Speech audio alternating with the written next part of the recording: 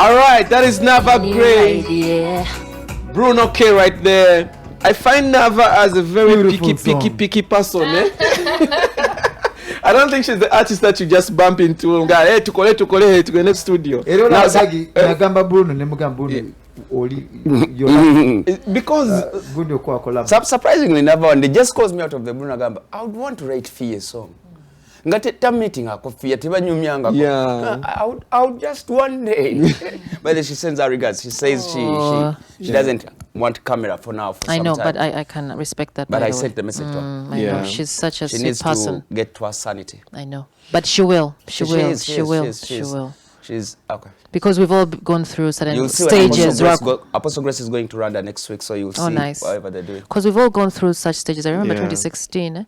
I'm so depressed. Because I had your interview of Biana and Douglas. Zinali depressed what because Nava comes off like first of all atugamba bawa inawo ku sente toli ku stress okolera ku pesi yo music bawangali oyo ba simanyi ono wali oyimba ku stories about Nava yayimba kubira bazitandika. I remember after video ya muzungu ya chimani wakola night ya nonive ya Thursday. Yes. Today na hajati na myalo kati hajati I know buyimba bwo yimba ngabwagala ngagala kwocha kati nga debate eri nti namulete wano nemba gambe ekyo kyosi nja kusobola ta mtukuba oluseka kuna hajati na myalo ayo yali namusi wa kutwala siti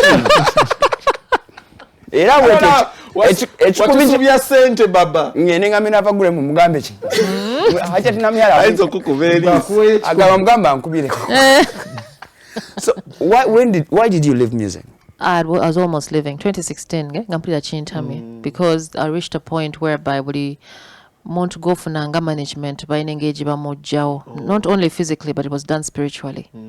We're going to swaying away. I think there's so many attacks. Musicians might not want to speak. Maybe you know JBD. But it's what talking about watch kolachi. Paka when realizing, I think when you want to walk clean, you have to walk rightly.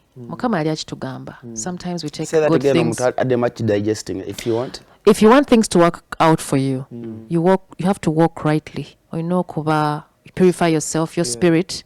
Bichi byokola mbutufu. Kubanga if you katembere mbiwe kusanga. When someone wants to attack you na kusanga ngoli mbwenzi. You become kukuva. Yagala batu yagala. You know the repercussions of obwenzi. Sente zo zikendera. Sente zo zikendera. Anti ogedde ku bwenzi kati bali eri bavuvumba. Sente zo zikendera. Microphone tujikulete. Kwegamba funye ebizibu kumukumu. Abade ku bwenzi. You know the experiences. They're there. Everyone has an experience. Yeah, Baba, it's like me. They told me, like, you know, the people who use drugs. We were sang in that state of mind by using drugs. Anything that messes your spirit can easily attract chakola. Nebo sala onogama nti ngenda kutandika obulamu bwange ngenda walking clean. It's not easy. The beginning people might leave you. Certain things might be but it's for the best. Now there's something that you said off camera. I think you need to say it on screen. Something of like, you know, the giving more. Yeah, you have to be a giver. You know, there's some people that go to church. Sadaka. Sadaka. Okay. Why is Sadaka? Like, I remember there's some pastor, TB Joshua. I was listening to TB Joshua. God rest his soul. Ngagamba, I don't know why you guys are here in this church. Because your breakthrough is with your neighbor. Neighbor wa tainachi, chakulya, chakunywa. Bobo yagala chume yegende. Gende ofune gokola chi? Blessing. Goyamba. Not kati bili ebintu bibiri nani kidi akyogedde off camera. I won't mention names. Nogamba tewaliwo abawa nga bo bakudraining your spirit. Waliwo kati abawa naye nga intention yawe manyi Katonda si musiru ng'abantu balowooza. Tolowooza nti ogenda kukola ebya Katonda ng'ate ng'oli mu sitaani ate mbu naawe ogabe. Tekisoboka era naawe ojja kufuna bipaapi bya. You won't get the actual thing. Like a mirage in a desert. It's not real. Okitegeera. But you know what's confusing me? You don't seem to be like a target like somebody would. Yeah, like your competition with so many. No, aina line ye jali. Manyi line aba mu riskiri ye. Toina boli nye kuyimba bulungi tuli bya ba Michael Uma, ba Epasi. Like you don't know that life is spiritual. Life is spiritual. Oyinza okuba nga olina emmunyenye eyo ng'eyakannyo nga some Satanists saw it. Era ne bakutandikako obubi nnyaawo. Somebody told me that. Kubanga tebakulumba even right now, bakulumba oli mu lubuto. Because emmunyenye zino zeeraga in the spiritual realm nti waliwo agenda okuzaalibwa. Aliko calling. Kati gonna abaana abamu, that's why you see some artists baba abusing nga bato. Because yalina calling on their life kati ne bamuteeka ne bamuchanneling ewa Sitaani. Nakola ebintu bya Sitaani, but because they had a great calling, era abantu abamu abatera okuba balina behaviors ezitali nnungi, their stars were tampered with.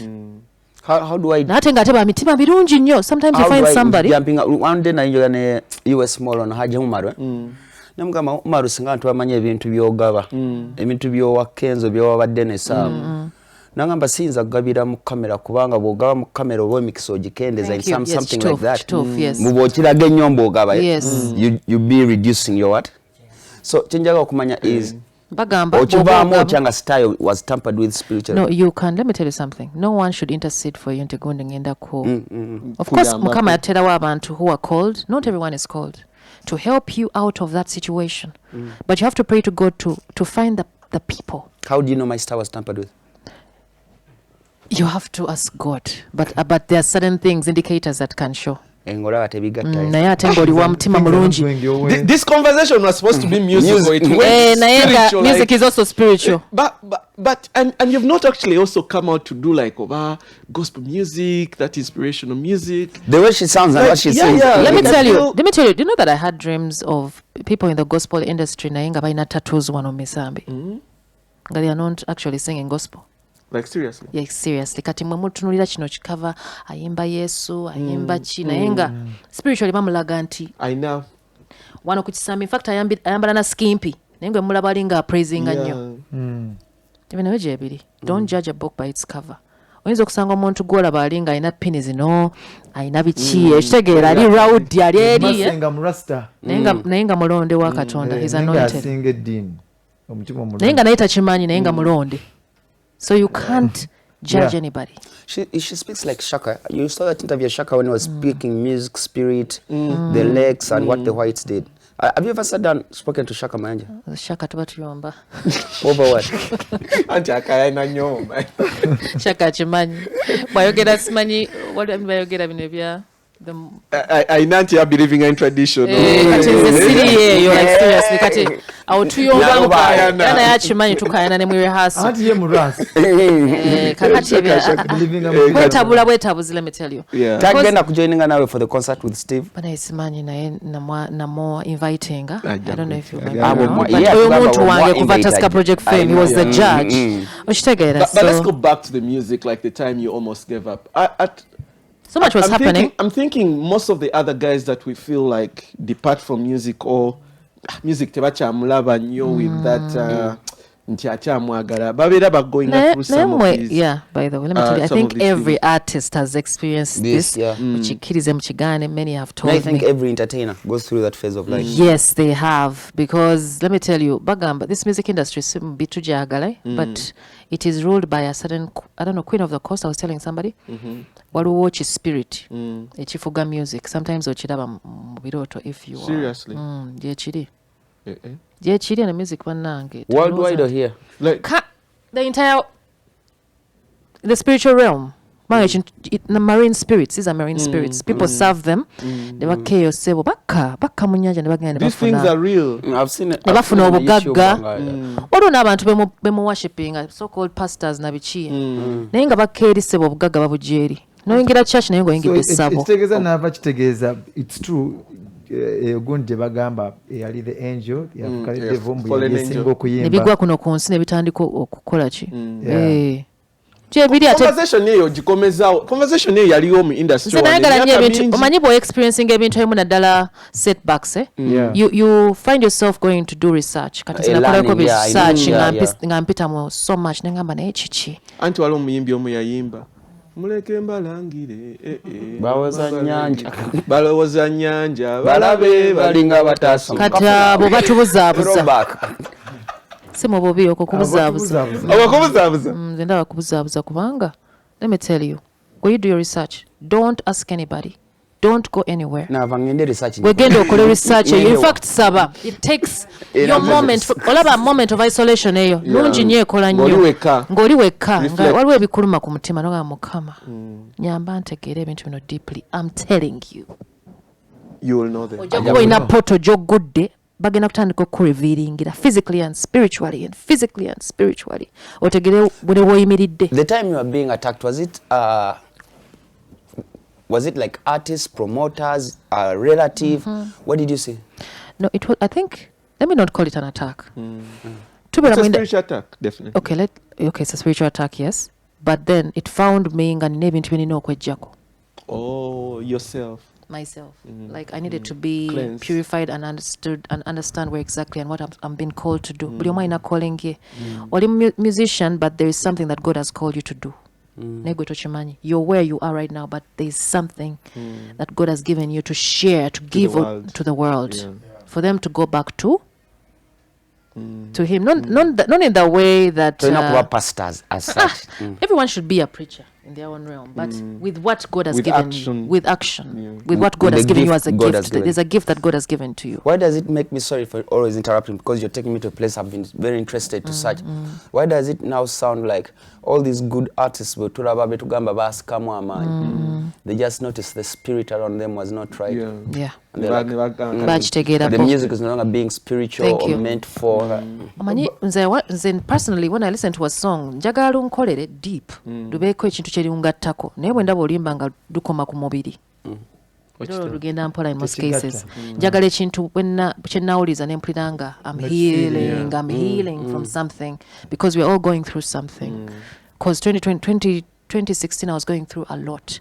I had a so-called manager naye nga ennyimba azikwata n'azitunda okitegeera nenkizuula ne ngamba kati music nga muno gamba olina oluyimba lwo naye olinakola ki Ku YouTube, nedda luyimba lwo nga amanyi yakutwala mu studio biki bana bagamba trust me balina ekintu trust me n'otuuka ali nga trust me I got you. akutrustinga paka mu bibyo Enyimba nga tonnazifulumya nga sinazifulumya sikyali mpya naye nga akanya kuntwala mu studio oluyimba kumpe batwala alututte asanyuse bali abanene gwe takulabanga.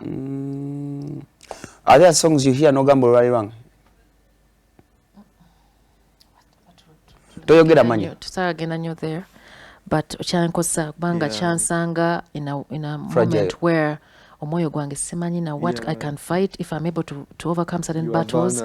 Ndoota ebintu bingi. I'm seeing the industry I'm in is not as light as I see it in real life. When I go into the spiritual, it's darkness that I see. It is attacks. It is people sacrificing children. It is people sacrificing children for fame, killing people for fame. You know? Yeah. So nempuliranga obanchite ebyo byonna byandetera okusikamu. People come to you in real life naye nga baagala bakozese abuse you okitegeera tebakwagala nga ggwe muntu bala baagala kino ekyolaba ku TV wano naye nga ggwe gwe kyoli omuntu because we are people at the end of the day. We're human beings also. We love, we cry, we break down naye ng'omuntu kyakwagaza kirala okitegeera kino kyayagala kyegombye agala kikozese for themselves gwe bakozese bakusuulenga ng'ekiwero. Or maybe if I even go for a break, just 1 minute. A lot of things are adding up in my head. I was watching a YouTube about the Nkuka things. Then that guy analytically added it with that video you saw him smoking simanyika ambakolechi. And we take these things like a joke. Tuzanya nnyo. Omuntu akitulaga simply nenga atulaga mbu doing these things. Let me tell you, ate kati ennaku ze tebakyekweka balaba. Tebakyekweka. They actually showed. Tunagamba sitani ye. Olina genda ku TV na balaga bubando. Wachoza balaga bubando. What do you mean by bando center? Like sent naziteekawo ku mmeeza. Nagamba I have this nalaga n'emmotoka ziye zipakinze wali naye lwaki tabalaga obulamu bwayitamu nti teyeebaka kiro nti ekiro teyeebaka okitegeera nti ekiro asula akola ki batuga Nava, you've turned, you've shaken the tables. What's that? Drinks in never see says on. We need to divert this show to the Sunday show. Somebody has sent you greetings. Amita Diplox Segawa. Diplox. National Theatre. Hello. Banai Kramsiza Mwami Diplox Segawa. Legendary. Let's run a break. Tuchali Nava, great, amazing. We tukoma ochitaka ku kintu kiri kyabagambye kyobwenzi. Come and sit here. Just we want to have a discussion in that line. By the way, we're all not perfect. Seriously. We're all coming from somewhere. In fact, let's all come back on set. We're all coming from somewhere. We coming, but